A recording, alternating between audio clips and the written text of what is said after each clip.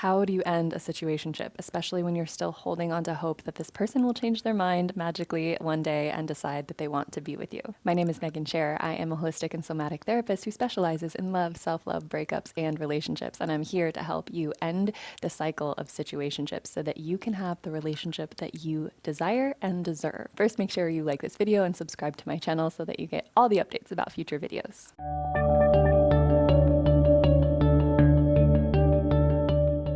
Okay, so there are three key things that you need to learn and pay attention to when you want to end a situationship and also the cycle of being in the pattern of situationships. The first thing is to understand and honor why you're in the situationship in the first place. Now, on the surface, it might seem obvious. I'm in this situation because I like this person and I want something from them, but I want more than what they're willing to offer, and I don't want to walk away because I don't want to lose them. That's what it looks like on the surface. I don't want to lose this person, so I'm accepting the crumbs that they're offering, even though it's not quite what I want. Beneath the surface, there's something more. If you are choosing to be in a situationship, I guarantee you there are unhealed relational wounds or attachment trauma from earlier in your life, maybe from past relationships, probably from childhood.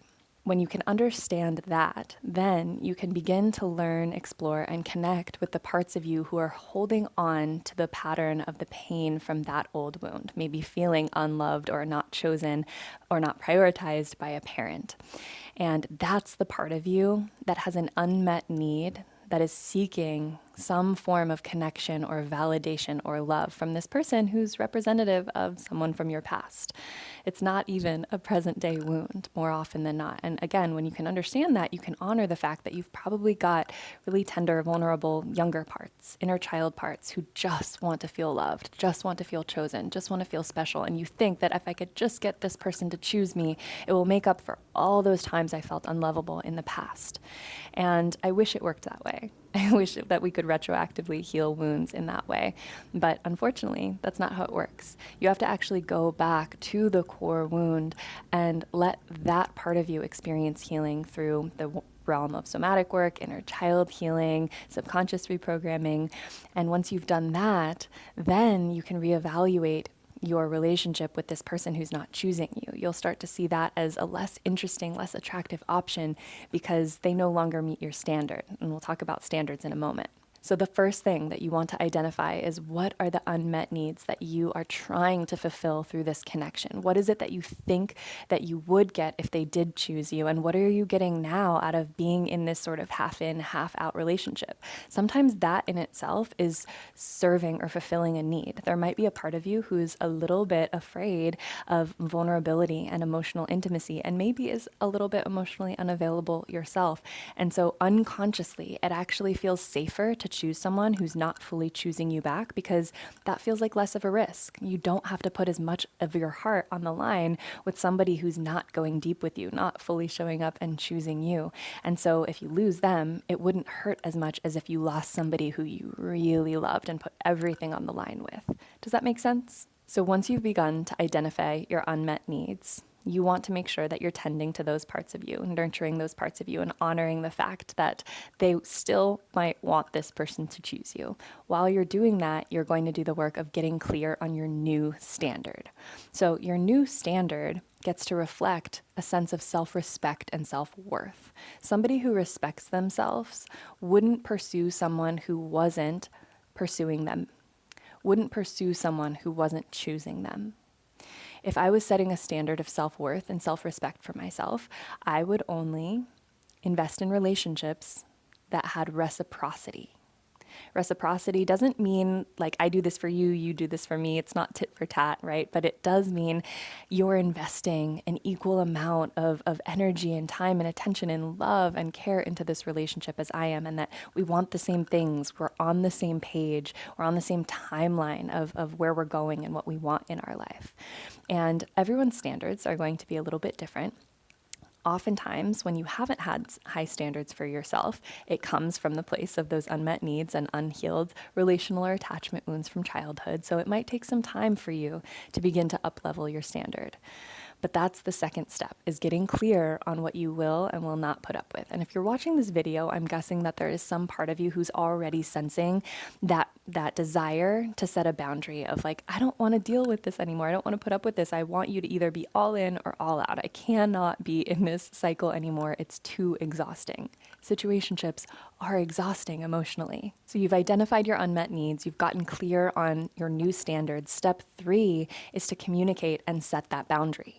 Ending a situationship means actually ending the dynamic of that situationship.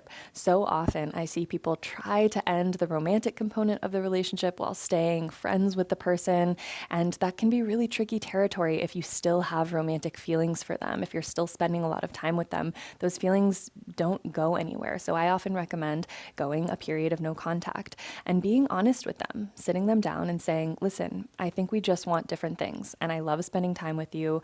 I've enjoyed the time we've spent together, but I need to honor and prioritize myself now and what I really want. And because we're not in the same place and looking for the same things, I need us to not talk for a little while. And that might feel really hard. It might feel really liberating. It might be really expansive and permission giving you, like you got all this life back now that you don't have to invest so much of your time and focus on that person anymore. And you might still miss them a lot. Just because you're ending the relationship and you know you deserve better doesn't mean you won't still miss spending time with that person. So you get to feel your feelings.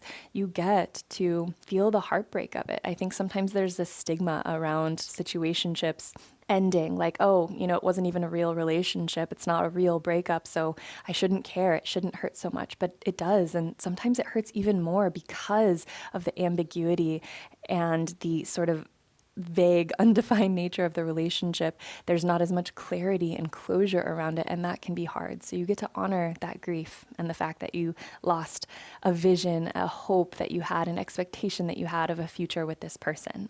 But make sure when you communicate your boundary that you actually honor it. And if they're not willing to honor it, then you have to be willing to enforce that boundary, which might mean blocking their number, not following them on social media anymore, making sure that you're not spending time with this person until you get to the point where you feel like you've regained a solid sense of self and you're clear in your ability to uphold your standard. So when you ask the question, how do I end a situationship? Well, the answer might seem simple. You just end it. You tell that person, I don't want to do this anymore. I'm out. But the reality is you have to get clear about why you were putting up with that and participating in that dynamic in the first place. Because if you don't, you'll probably just jump from one situationship to the next. So make sure you are tending to those parts of yourself who are holding on to that deep desire to be chosen or the emotional unavailability or unhealed relational wounds from your past.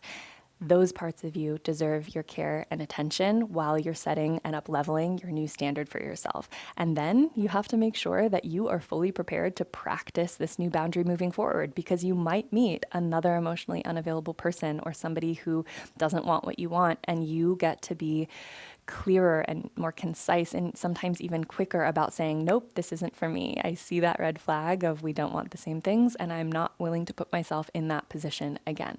Might take some practice, might take a few tries, but I believe in you. You can do it. I've done it. So many of my clients have done it over the years and really reversed that pattern and have ended up, first of all, in a better, healthier relationship with self, but then also really beautiful, reciprocal, healthy, loving, romantic relationships. And I want that for you too. So make sure you like and subscribe, follow along my channel for more guidance. You can also tune into more resources. I've got 2 wonderful courses for you. My Break Open, Breakup, Heartbreak Healing course is a really great option for those of you who are struggling to heal from the aftermath of a situationship breakup. And I link that in the comments below. So check that out, and I will see you next time.